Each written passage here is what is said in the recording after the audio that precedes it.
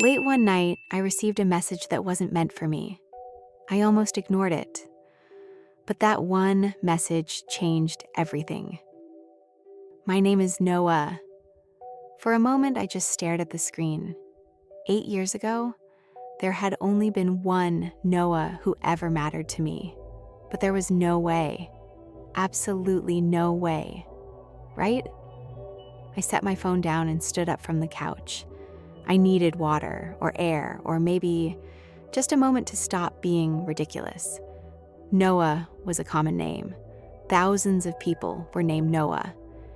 Yet somehow my mind kept drifting back to him. The Noah I met when I was 17. The Noah who always carried a book in his backpack. The Noah who spent an entire summer pretending not to notice I had a crush on him. The Noah I never quite forgot. My phone buzzed. "You disappeared." I smiled. Of all the things I could have said, that was what came out. His reply arrived almost instantly. "I deserved that." "Yeah, you did. Sorry." For some reason, I believed him. The conversation slowed after that, not awkward, just thoughtful, like neither of us wanted to say the wrong thing. After a while, I found myself asking a question. A harmless question. At least that's what I told myself. "So where are you from?" The typing bubble appeared, and then disappeared, then appeared again. I laughed. Some things never change. Finally, his answer came. "A small town nobody's ever heard of." I smiled. "Try me." A few seconds later, he sent the name. My heart skipped.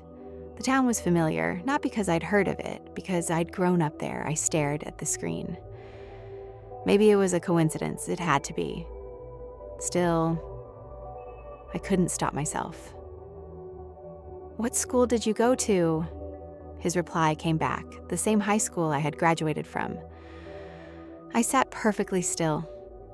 The room suddenly felt too quiet. My pulse was loud in my ears. I wanted to ask more, needed to ask more, but I was terrified of the answer. Instead, I asked something safer. "What do you do when you can't sleep?" The response came almost immediately.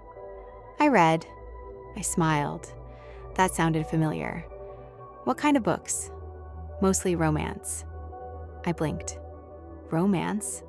That wasn't the Noah I remembered.